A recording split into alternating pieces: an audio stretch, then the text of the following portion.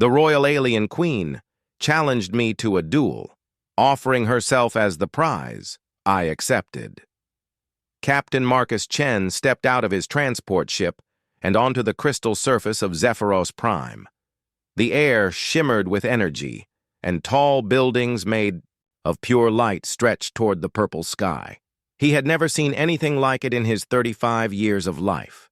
"Welcome to our world, human," said a voice that seemed to come from everywhere at once. A figure approached him, tall, graceful, and glowing with soft blue light. This was Ambassador Crix, his guide to the Zephyrian court.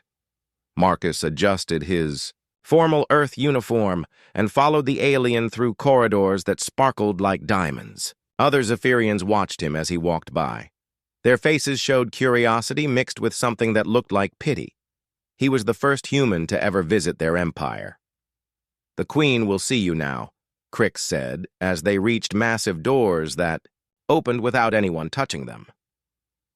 The throne room was enormous. Hundreds of different alien species stood in neat rows, all watching Marcus as he walked down the center path. At the far end, on a throne made of living crystal, sat Queen Lirelei. She was beautiful in a way that made Marcus forget to breathe for a moment. Her body seemed to be made of pure starlight contained in a crystal shell. Her eyes glowed like twin suns, and when she spoke, her voice was like music.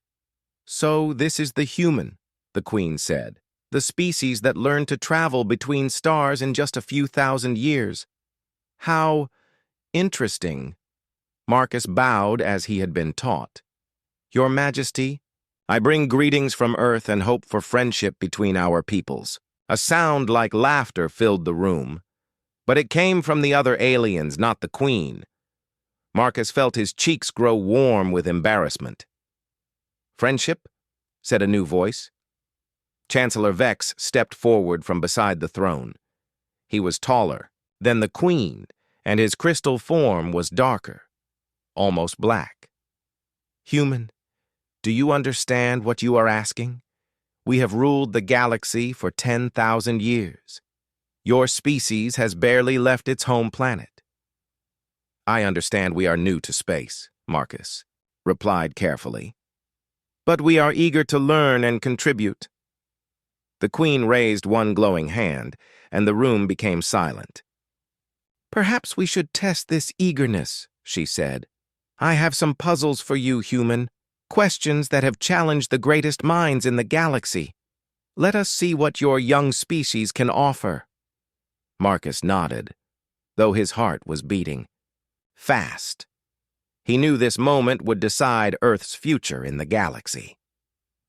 The Queen gestured, and a holographic image appeared in the air. It showed a complex mathematical pattern that hurt Marcus's eyes to look at directly.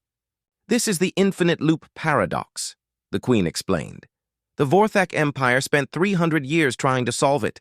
The crystal minds of Arcturus worked on it for 500 years. Can you solve it in 5 minutes? Marcus stared at the pattern. It was incredibly complex, full of numbers and symbols that seemed to move and change as he watched. But something about it seemed familiar.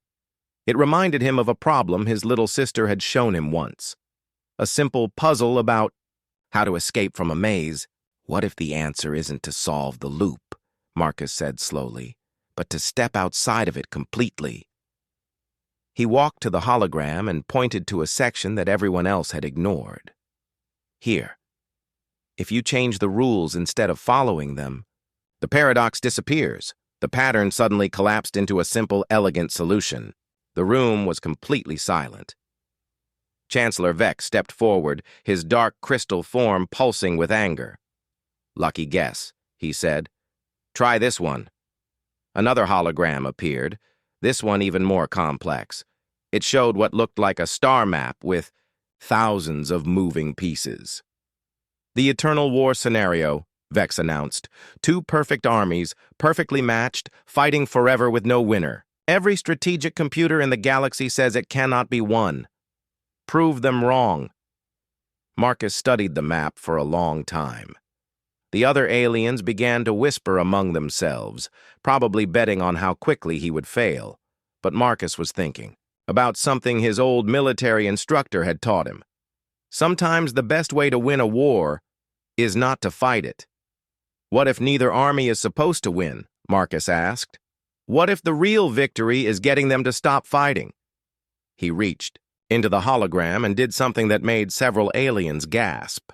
Instead of moving the armies to attack each other, he moved them to face a third threat that everyone had been ignoring: a natural disaster approaching both armies from the edge of the map. The simulation ran for a few seconds, then displayed a message. Scenario complete. New solution found. This time the silence lasted much longer. Marcus could see surprise on faces throughout the room, including the Queen's. Chancellor Vex was clearly angry now. His form pulsed with dark energy. One more, he said through what sounded like gritted teeth. The philosopher's trap, a question that has no answer. The final hologram was different. Instead of patterns or maps, it showed simple words floating in the air. How can a finite mind understand infinite truth? Marcus smiled. This wasn't a puzzle about math or strategy. It was about thinking itself. It can't, he said simply. And that's okay. A finite mind doesn't need to understand infinite truth all at once. It just needs to keep learning, one piece at a time, forever. The journey is more important than the destination. The hologram flickered and changed to show a simple message. Answer accepted. New perspective recorded. The room erupted in noise. Some aliens were shouting in languages Marcus didn't understand. Others were staring at him like he had grown a second head. A few were even clapping, but Chancellor Vex was furious. This is impossible, he shouted. No primitive species could solve these problems. He must be cheating somehow. Enough. The Queen's voice cut through the noise like a sword. She stood up from her throne, and her crystal form blazed with light that made everyone shield their eyes. When the light faded, she was looking directly at Marcus with an expression he couldn't read. In one day, she said slowly, this human has shown us new solutions to problems we thought were impossible. He has demonstrated that sometimes the youngest perspective can see what the oldest wisdom cannot. She paused, and Marcus felt like she was looking right into his soul. Therefore, the Queen continued, I issue a challenge, a formal duel of minds, bodies, and souls. If you win, human, you will have my hand in marriage and share rule of this empire. If you lose... She didn't finish the sentence, but Marcus understood. If he lost, he would probably die.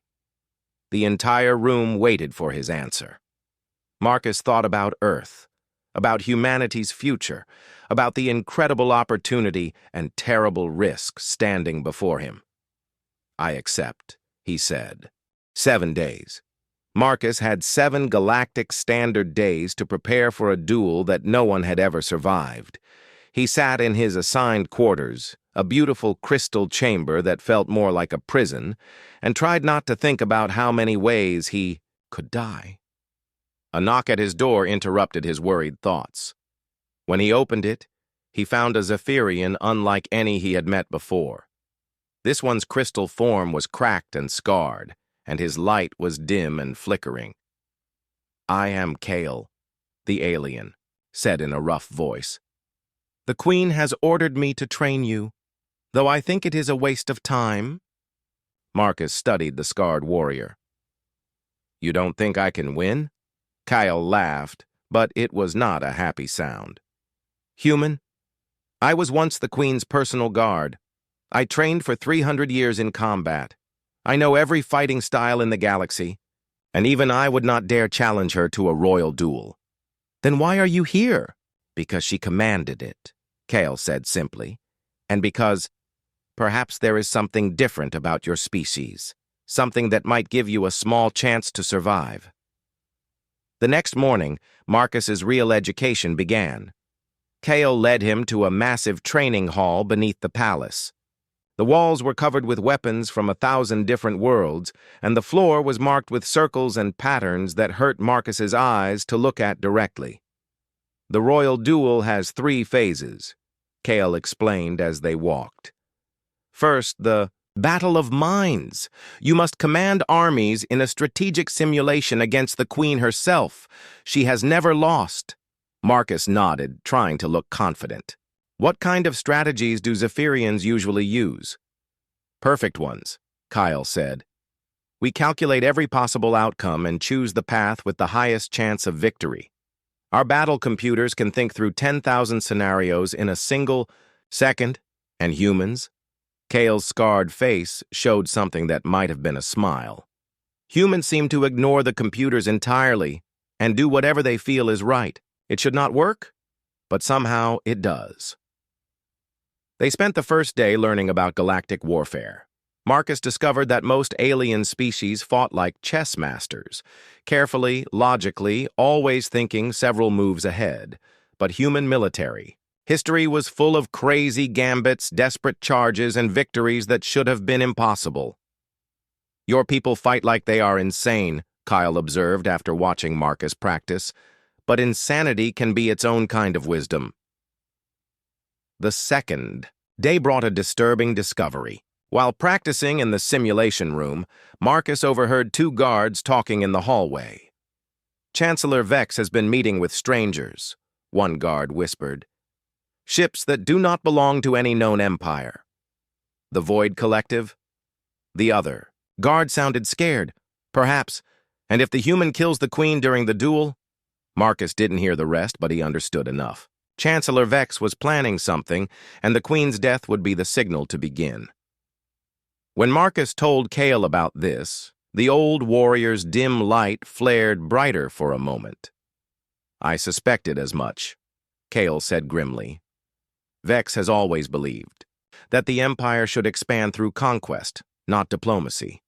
With the Queen gone, he could seize power and start a war that would consume the galaxy. Then maybe I should lose the duel on purpose, Marcus suggested. No, Kale said firmly. If you lose, you die, and the Queen, she has her own problems. The duel might kill her, even if she wins. That evening, Marcus was surprised when Queen Lyrelai herself came to visit his quarters. She looked smaller somehow, less bright than she had in the throne room. "May I come in?" she asked. Marcus stepped aside, still amazed that the most powerful being in the galaxy was asking his permission for anything. The Queen walked to his window and looked out at the crystal city below. "Do you know why I challenged you to this duel? To test if humans are worthy of joining your empire." She turned to face him, and her glowing eyes seemed sad.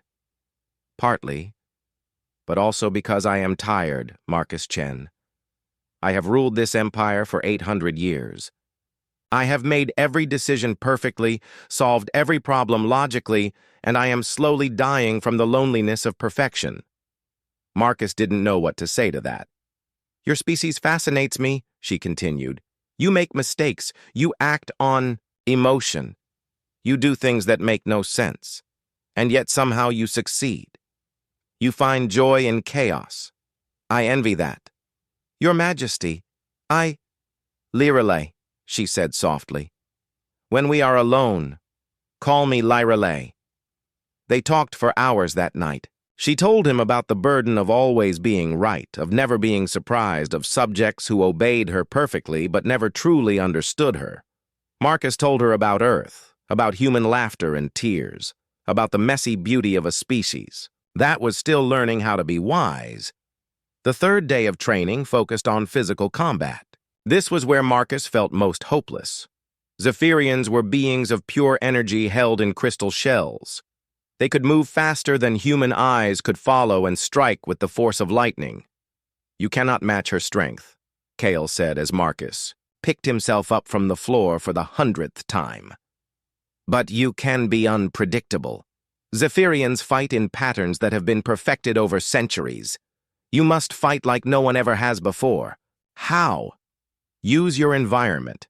Use your weakness as strength. Most importantly, Use your humanity. We expect logical responses to logical attacks. Give us something else entirely. On the 5th day, Marcus made a discovery that changed everything. During a particularly intense training session, something strange happened. His experimental enhancement treatments, designed to help him survive the physical phase of the duel, suddenly activated in a way no one expected. For just a moment, Marcus could see and feel the energy networks that connected all Zephyrians. He could sense Kale's emotions, feel the flow of power through the crystal walls, even detect the presence of other aliens in distant parts of the palace. "What just happened?" Marcus gasped. Kale stared at him with wide, glowing eyes. You touched the crystal network. That should be impossible for a non-Zephyrian. Is it dangerous? I don't know, Kale admitted. No one has ever done it before. That night, Lyrelai visited again. She seemed more tired than before, and Marcus noticed that her light flickered occasionally, like a candle in the wind. "There is something I must tell you," she said quietly. "The royal duel is not just a test of worthiness. It is also a curse. For 800 years, every queen of Zephyros has grown weaker with each challenge she faces. The duel will drain what remains of my strength. Then why? Because if I do not find a worthy successor soon, I will fade away entirely. And without a queen to maintain the crystal network, our entire civilization will collapse." Marcus felt a chill run down his spine. "You're not just looking for a husband, you're looking for someone who can save your people." "Yes," she whispered, "and I believe that someone might be you." On the 6th day, everything went wrong. Sensors around the planet detected massive ships approaching from deep space.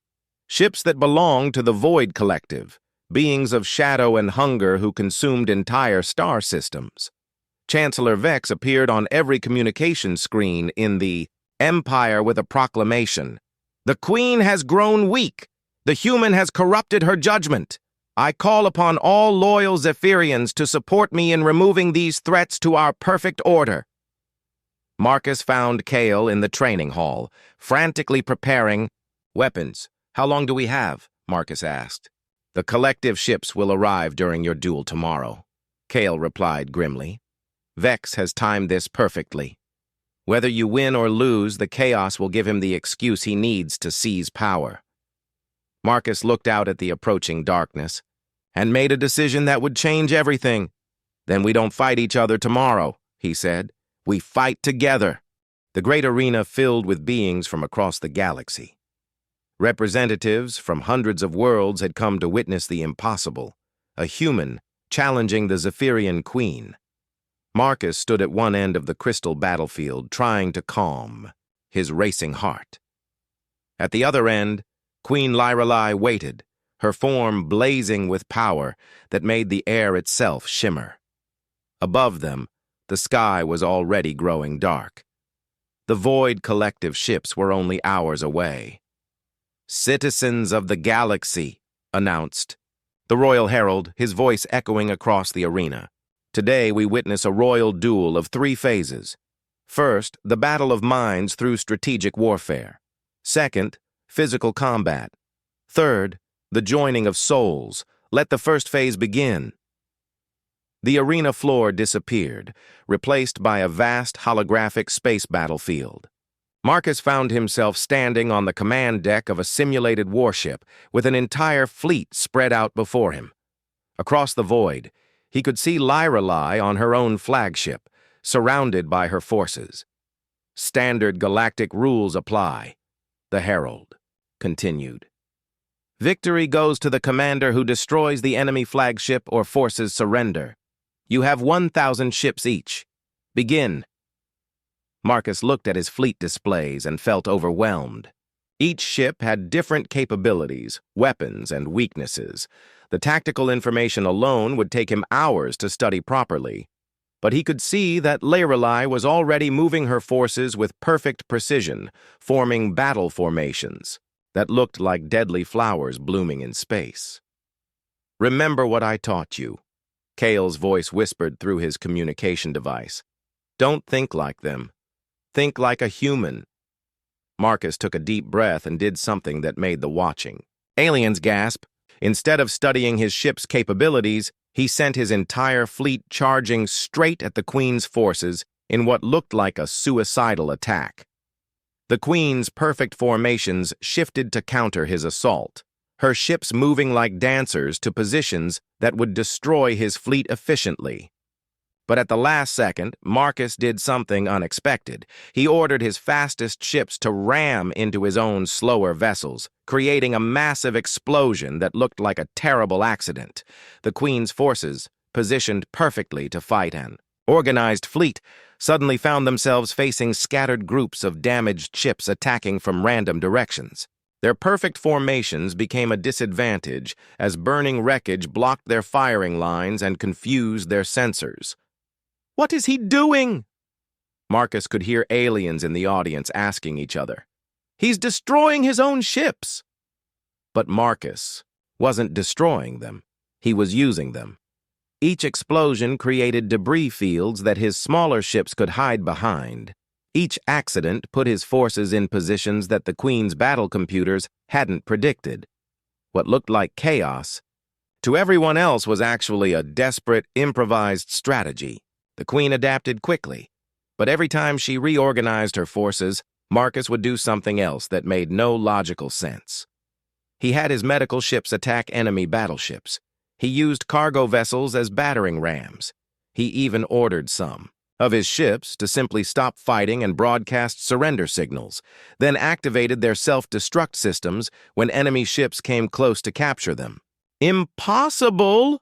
Breathed an alien diplomat in the stands. No sane commander fights like this. Exactly, Kale muttered with something like pride. Humans are not sane. The battle became a deadly dance between perfect strategy and creative madness. The Queen's superior tactics destroyed many of Marcus's ships, but his unpredictable moves kept surprising her forces. When the simulation finally ended, both flagships were damaged and most of the fleets were destroyed. The first phase ends in a draw, announced the herald, sounding confused. This has never happened before. Marcus felt his legs wobble as the battlefield disappeared and the arena floor returned. Across from him, Lirali looked surprised but not angry. If anything, she seemed impressed. Interesting tactics, human, she called out. Where did you learn to fight like that? From losing, Marcus replied honestly. Humans lose a lot of battles, but we learned something new from each defeat. The arena began to shift again, this time forming a complex landscape of crystal platforms, energy bridges, and floating obstacles. This was the setting for physical combat. Phase 2 begins, the herald announced. Combat continues until 1. Fighter yields or cannot continue. Marcus drew the energy blade that Kale had given him. It hummed with power but felt awkward in his human hands. Across the arena, Leralay's crystal form began to glow brighter, and wings of pure energy spread from her shoulders. She moved first, crossing the arena in a blur of light. Marcus barely had time to raise his blade before she was upon him, striking with force that sent him flying backward. He crashed into a crystal wall and felt something crack. Hopefully, the wall and not his ribs. You cannot match my speed or strength, Liralai said as she advanced. But I sense you know this already. Marcus rolled aside as her next attack shattered the ground where he had been lying. She was right. He couldn't fight her directly. But he remembered Kale's advice about using his environment. The arena was full of energy conduits that powered the floating platforms. Marcus began leading Liralai toward these power sources, dodging her attacks by inches. When she struck at him with a blast of energy, he ducked so that her attack hit a conduit instead. The conduit exploded, sending feedback through the arena's power grid. Several platforms stopped floating and crashed down, creating new obstacles and hiding places. Clever, Liralai admitted, pausing her assault. You use my own strength against the arena itself. I use whatever works, Marcus replied, breathing hard. Their fight continued across the changing landscape. Marcus couldn't hurt Lorelei directly, but he could use her power to reshape the battlefield. Every time she attacked, he made sure her energy struck something that would explode, collapse, or create new tactical possibilities. Meanwhile, he noticed something that worried him. The Queen's light was flickering more than before. Her movements, while still incredibly fast, seemed to cost her more effort than they should. The curse Cale had mentioned was getting worse. Instead of pressing his advantage, Marcus found himself holding back. When opportunities arose to exploit her weakness, he chose safer moves that wouldn't put her in serious danger. The watching crowd might not notice, but he could see that she was getting tired. "Why do you hesitate?" Lorelei asked during a brief pause in their combat. "You have seen my weakness. A true warrior would exploit it." "Maybe," Marcus said, lowering his blade. "Slightly, but a true friend wouldn't." Something changed in her glowing eyes. For a moment, the deadly combatant was replaced by someone who looked surprised and grateful. That moment of connection was interrupted by alarms blaring throughout the arena. Emergency lights flashed as a voice boomed across the complex. "Alert! Alert! Unknown vessels have entered our solar system! All defensive forces report to battle stations immediately." The Void Collective had arrived early. Through the arena's crystal dome, Marcus could see massive black ships descending from the sky like falling mountains. Where they passed, the stars seemed to go out. Chancellor Vex's voice echoed across all communication channels. "Citizens of Zephyros, the Queen's weakness has invited invasion. I call upon all loyal subjects to support emergency military rule until this crisis passes." Marcus looked at Lorelei, and he could see the same thought in her eyes. Their personal duel had suddenly become meaningless compared to the threat facing her entire civilization. "The third phase can wait," she said, her wings of energy folding back into her crystal form. "Agreed," Marcus replied, powering down his energy blade. "How do we fight them?" Instead of answering with words, Lorelei did something that shocked everyone in the arena. She extended her hand toward Marcus in a gesture of partnership. "Together," she said simply. As Marcus took her glowing hand in his human one, he felt the crystal network open to him again. But this time, it was stronger. Through their connection, he could sense the entire planet's defensive systems, feel the fear of millions of citizens, and understand the true scale of the approaching darkness. The Void Collective ships were not just weapons. They were living creatures that fed on light and energy. They had come to consume Zephyros Prime and everyone on it. But Marcus also sensed something else through the network. Hope. The aliens, who had watched him fight, were no longer seeing a primitive human. They were seeing someone who could find solutions where others saw only problems. "Herald!" Lorelei called out, her voice carrying to every corner of the arena. "Suspend the duel! We have bigger enemies to face!" As the first shadow ships entered, the planet's atmosphere, Marcus and the Queen stood side by side, preparing to defend a world that had become their responsibility to protect. The real battle was about to begin. The first Void Collective ship touched down in the Crystal City like a mountain of living shadow. Where it landed, the beautiful glowing buildings simply vanished, consumed by darkness that seemed to eat light itself. Marcus watched in horror as entire city blocks disappeared into the creature's hungry mouth.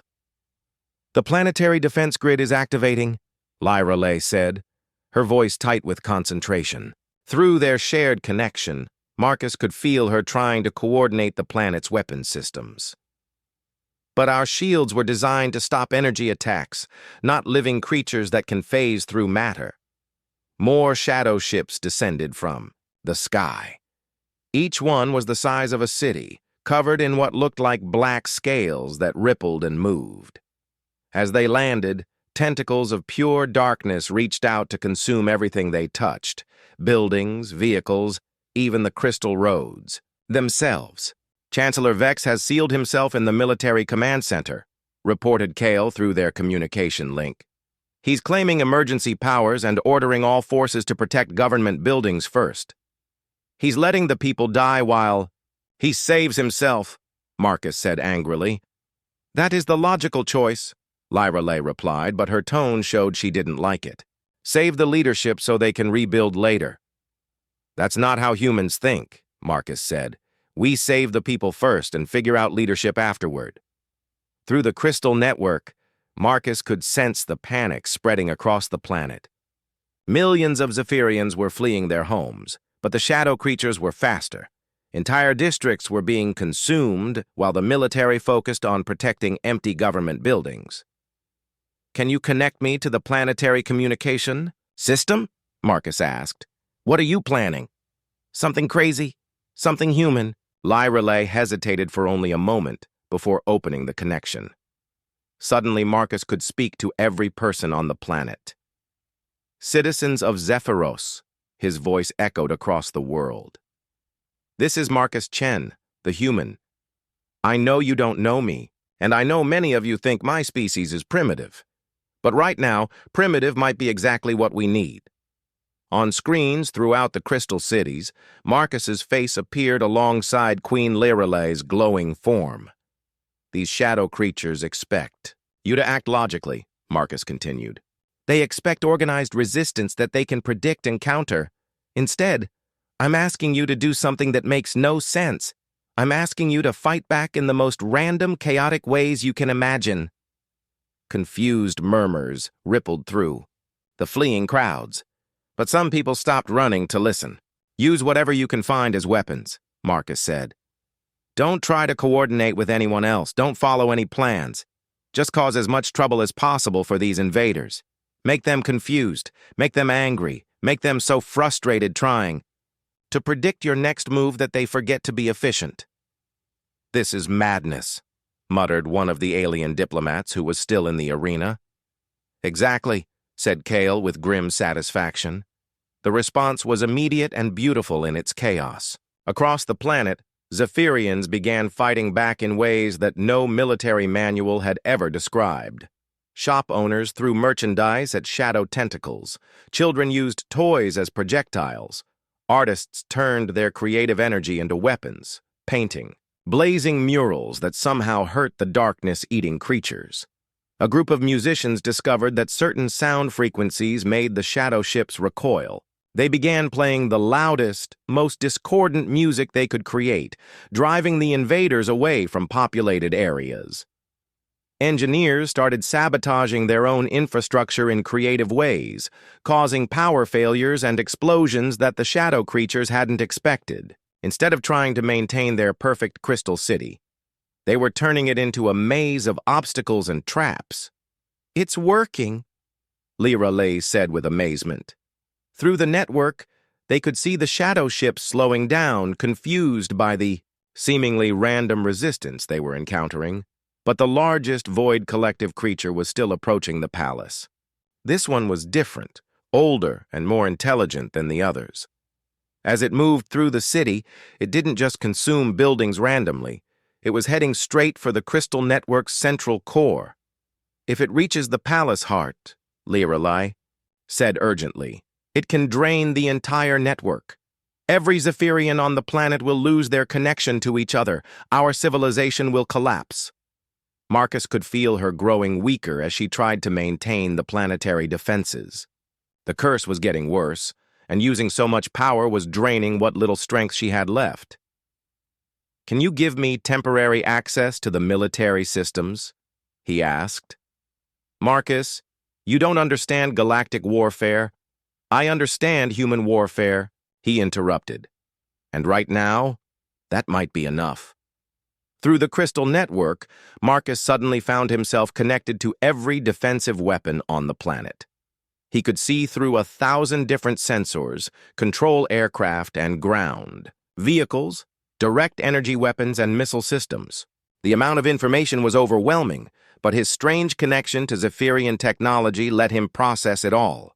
Most commanders would have used this power to create coordinated attacks, focusing all available firepower on the largest threats. Instead, Marcus did something that made the military officers monitoring him think he had gone insane. He ordered every weapon system to fire at random targets. Missiles designed to destroy battleships were launched at small scout creatures.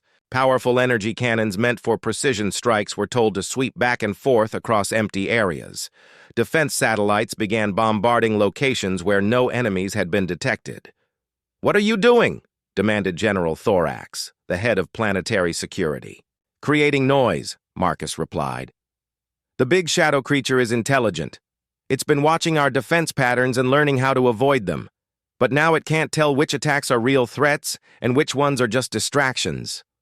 The plan worked better than Marcus had hoped. The massive Void Collective creature, confused by the seemingly random bombardment, began moving erratically. It would dodge a powerful energy blast, only to be hit by a small missile it hadn't noticed. It would consume a decoy target while ignoring real weapons that were charging up nearby. Meanwhile, the smaller shadow ships were having even more trouble. The chaotic civilian resistance had evolved into something resembling organized guerrilla warfare, but with a distinctly Zephyrian twist. Groups of citizens were using their natural energy abilities in creative ways, turning their bodies into living weapons that the invaders couldn't predict or counter. But Marcus could feel the strain building in the crystal network. Too many people were drawing power at once, and Lyrelai was trying to coordinate it all while fighting her own battle against the curse. "I can't hold this much longer," she admitted, her voice growing weak. Through their connection, Marcus felt her pain and exhaustion. The royal curse wasn't just making her tired, it was literally draining her life force every time she used her powers. That's when he realized the truth. The curse wasn't meant to weaken queens, it was meant to force them to find successors. The only way to break it was to share the burden of leadership with someone else. "Lyrelai," he said urgently. "The final phase of our duel. We need to complete it now." "Now? In the middle of a battle?" "Especially now," Marcus insisted. "The curse is killing you because you're trying to bear the entire weight of the Empire alone. But what if you didn't have to?" Understanding flashed in her glowing eyes. The third phase of a royal duel wasn't just about mental combat. It was about joining minds completely, creating a partnership that could share power and responsibility. "If we do this wrong, we could both die," she warned. "If we don't do it at all, everyone dies," Marcus replied. Around them, the battle raged on. The largest shadow creature was getting closer to the palace, and their improvised defense was starting to weaken as people grew tired. "Then let's finish what we started," Lyrelai said, extending her hand toward Marcus again. As their minds began to merge for the final phase of their interrupted duel, Marcus felt the crystal network expand around them both. But this time, instead of just sensing it, he became part of it. And in that moment of perfect connection, they both realized that the real enemy wasn't just the Void Collective. Hidden in the deepest part of the network, Chancellor Vex was doing something that would doom them all. He was preparing to activate a weapon that would destroy the shadow creatures and everyone else on the planet.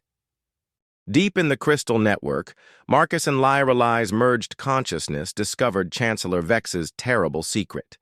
Hidden beneath the palace was an ancient weapon called the Reality Burner, a device so powerful it could erase entire star systems from existence. "He's going to destroy everything," Lyrelai's voice echoed in Marcus's mind as they shared thoughts and memories. "The shadow creatures, the planet, all of us. Then he'll claim it was necessary to save the galaxy." Through their connection, Marcus felt her despair. For 800 years, she had trusted Vex as her advisor. The betrayal cut deeper than any physical wound.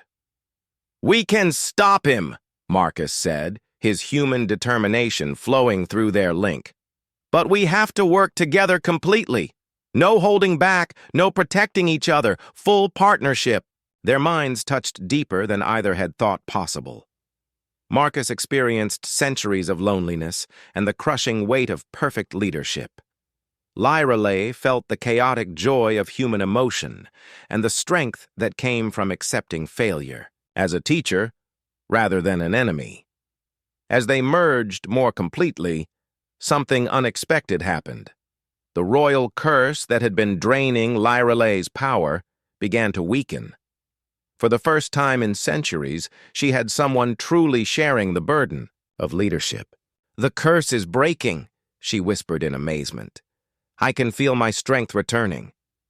"And I can feel the network more clearly than ever," Marcus added. Through their connection, he could now access every system on the planet as easily as moving his own hand. But they had little time to celebrate. The reality burner was charging up, drawing power from the planet's core. In minutes, it would fire and destroy everything in the solar system. "Can we shut it down?" Marcus asked. "Not from here," Lyrelay replied. "The weapon requires 2 keys to deactivate, mine and Vex's. He has sealed himself in the control chamber." Through the network, they could see Chancellor Vex in his armored bunker deep beneath the palace. He was surrounded by loyal guards and protected by shields that could withstand any direct attack. "Then we go to him," Marcus said simply. "Impossible. Even working together, we cannot break through those defenses in time."